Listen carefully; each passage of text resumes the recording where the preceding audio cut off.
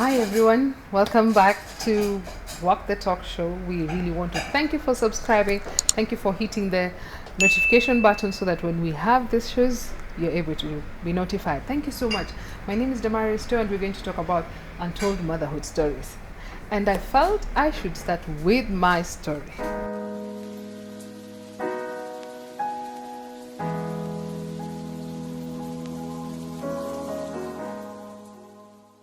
Of course, I fall pregnant, and here I am, very excited about pregnancy. So on the day of going, I didn't even inform my husband that I was going in because it was almost an emergency. I was told, oh no. My gyno at that time, Dr. Mabea, I honor him for that, tells me, hey, Damaris, you need to be admitted right now. So there was no time to even tell anybody that I'm getting a baby. Here I am, we check into the theater. Interesting enough, I give birth to a baby, and she was very, very lovely. I could see the baby. I was so excited. Then one day I wake up and I cannot see. What do you mean I cannot see? I was trying to even get out of the room and I could not see. Everything was dark.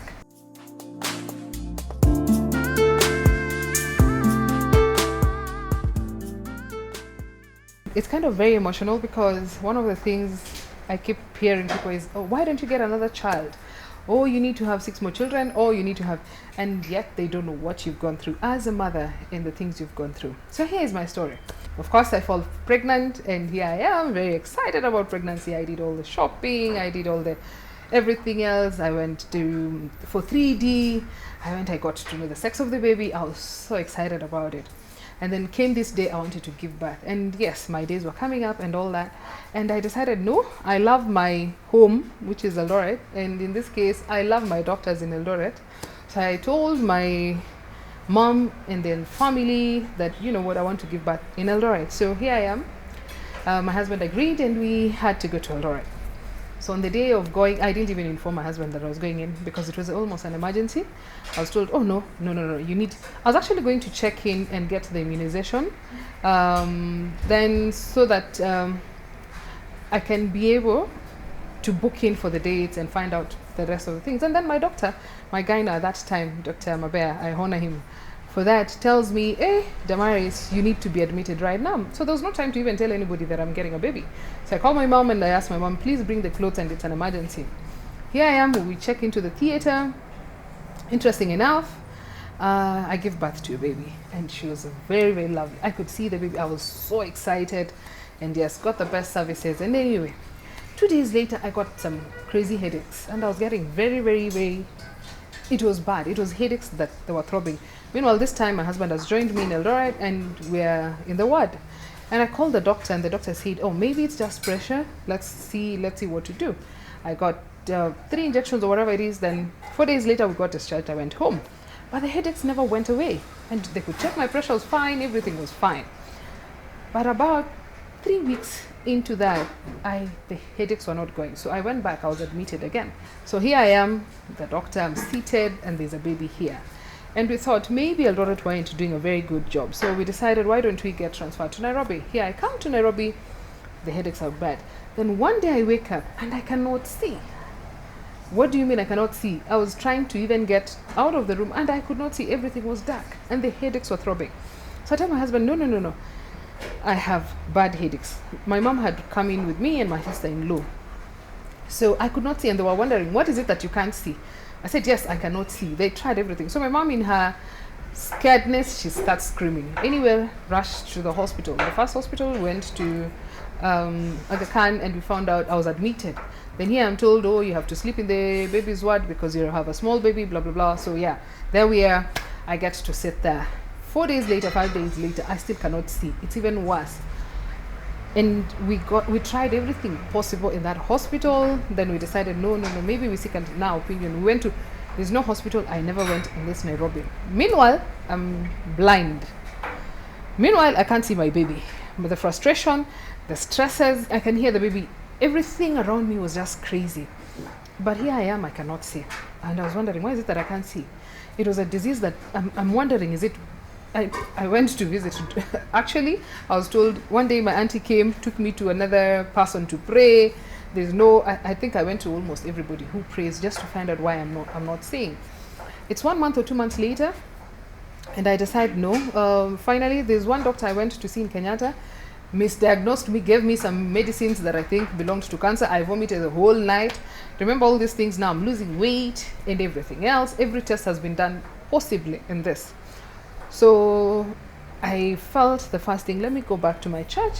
And this time I was very new in Nairobi because I was newly married. So I went to look for my pastor. And God honor this man of God. God honor this woman of God. Martha, thank you so much. You know what you've done in my life. So just to salute you, Parklands Baptist Church, who stood with me at that time. But yeah, here I go. My pastor decides to pray. And because I could not know the difference of times, I would wake up at midnight and all I could remember is her number. And since it was a Nokia phone, it was very easy to dial.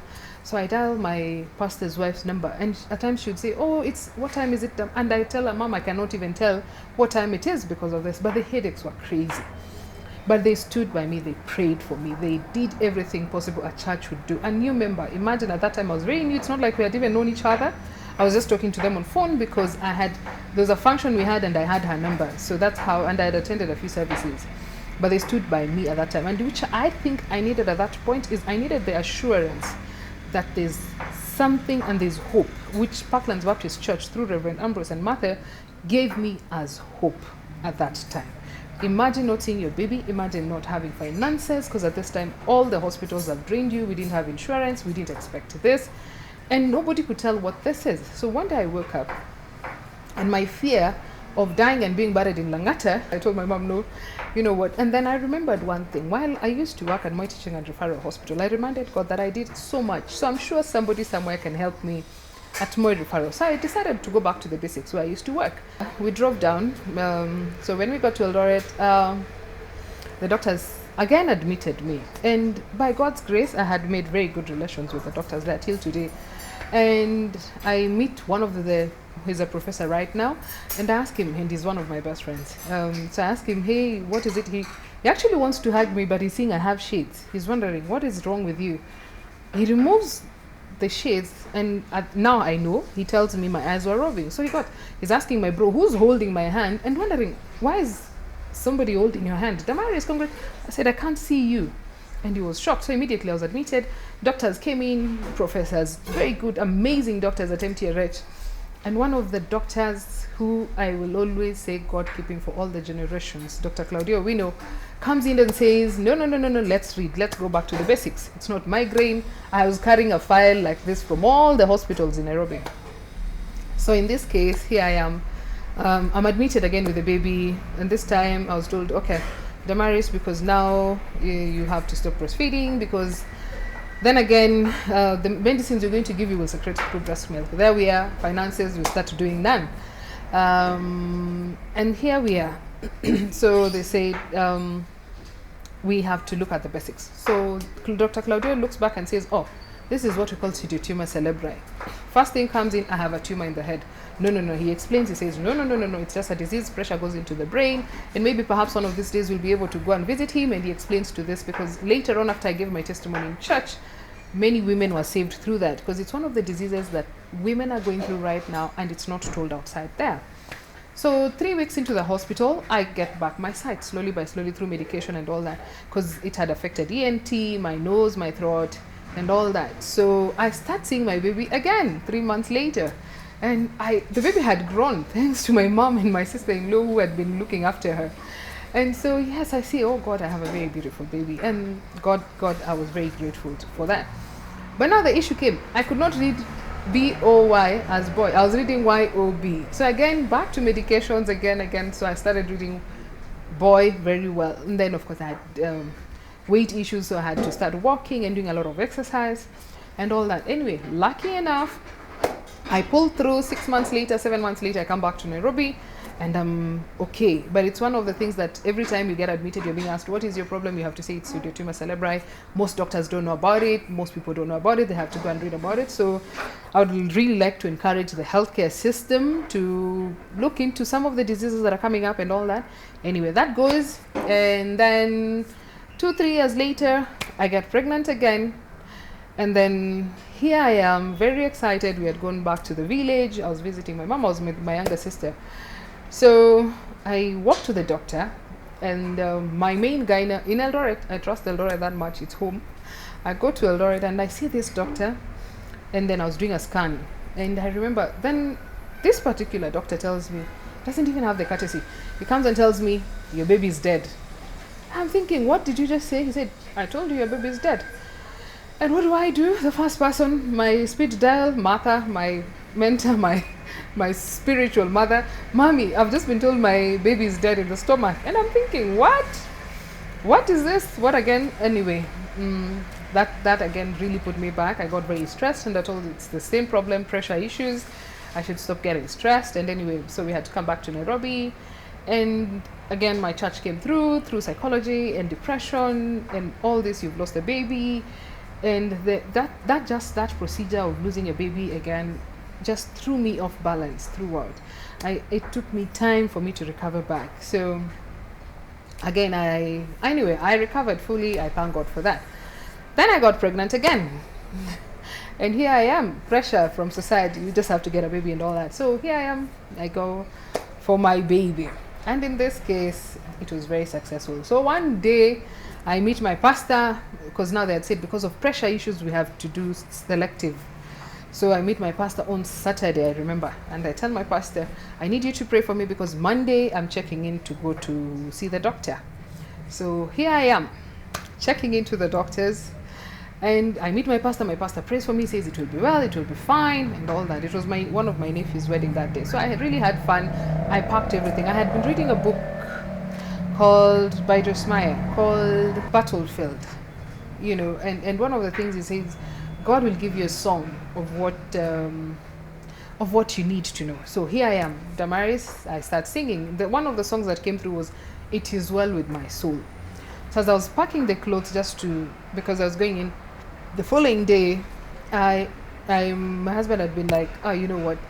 One of the things you need to do is this story of going to the bathroom later tonight. Why don't you just go before, and then when you come and sleep, then it's fine. So while I was doing meditation with my baby, and we were reading the book and singing "Great Is Thy Faithfulness" and "It Is Well," I go to the bathroom and I realize, whoa, Jesus, full blood.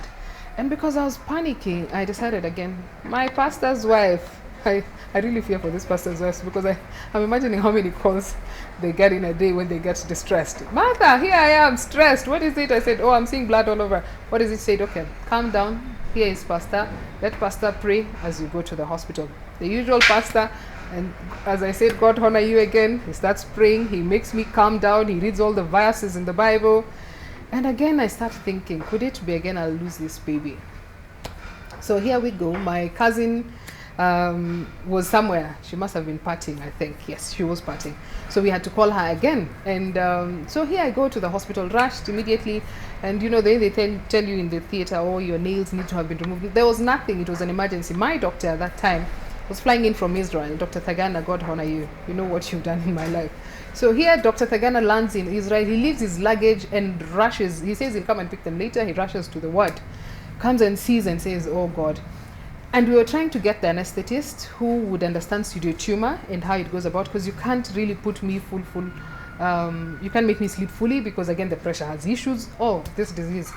Anyway, so I enter the theater and I'm telling you, it took the longest possible. I think they must have started at about 10. They finished at about 3. When he was coming out, I remember now being told later, it was an emergency. They were telling my husband and my cousin at that time that they're doing 2 things. They're trying to save the mother because the baby is already, the placenta must have cut or something, the medical terms. And so when we were coming out, I knew the baby had died. So here we are, the baby comes out and the baby is so fine and so okay and even extra kilos. And of course, again, I learned later that while I was in the ward, my pastors, 4 pastors, that is Pastor Oshira, Pastor Simon, Pastor Susan and Ambrose, were really on their knees and praying, and they were really interceding on my behalf. Then the next thing in the recovery room, I took about longer time, which was about 1.5 hours. Anyway, I recovered, I came out. Went to the ward, everything was fine. And because this one I had to name them after my pastors because I think it was a miracle baby anyway. Because everybody, by the time I was living there, they were telling me, which God did you pray again? I said, hey, there's a God in heaven, he's not dead. So I named them after my pastors. And yeah, so I recovered, I went well, it was okay. The first week, the second week, the third week, the headaches are back again. And here we are, the cluster headaches. It was bad. I can't. And this headaches, the worst bit is even while sleeping, you need shades. So you can imagine sleeping in bed with shades, how bad and how sad it is. It was not easy. It was not easy at all, at all. Here you are again back to square zero. But thank God, because we had already known what it is. Me with my 2 or 3 weeks baby off to Eldoret again. Dr. Claudio, here we are. We have issues again. After 3 months, I got better, my baby got better, and we're fine. And the children are fine now. They're leading in schools, there too. So here we are, just to let you know that, yes, this is what I've been going through. But in between here as well, I had so many issues with a girl. And this is those stories mothers don't say. Just to let you know that, yes, the healthcare in this country is very good. The healthcare that is happening in Kenya is very good. Yes, there's a bit of misdiagnosis in some places, but if you find the correct doctor and if you find the correct person, you'll go through. And so, yes, so these kids have grown, and Gracie has been the most graceful girl I've ever known and I've ever met. She's very nice. My son is just the best, the joy. I get home and I'm happy despite all these things. So to all of you who keeps asking women, when are you getting another baby, when are you getting another baby, please be very sensitive. You just never know what they've gone through as mothers, what they've done, and the things they go through. And in this section where you are just left wondering, what am I going to do next? If I had not shared, we would have lost other people. So this is to out there. But I know, I was told one of these days, the Moi University or Nairobi University, one of the doctors told me that they would want to use my story, to teach the gynecologist students on this type of disease, which is new in Africa. And it's different because there are no signs. It doesn't show you, it doesn't come out, it doesn't show. It doesn't even show you that you have pressure issues, yet it is a pressure issue. At least for preeclampsia, you can see somebody's legs or feet are swollen, or you can see signs. This one has no sign completely. You just get headaches. And if you don't get a good doctor, you go blind. And if you don't, and I know a few people who've really gone blind out of that, but unfortunately there was no, they didn't know. As I said, most doctors, even before my case, they really didn't know, and they didn't know what to do then. Thank you so much for listening to me, and thank you very, very much. We're waiting to hear your stories, and more are coming up on Untold Motherhood Stories. Remember to subscribe and hit the notification button for more stories.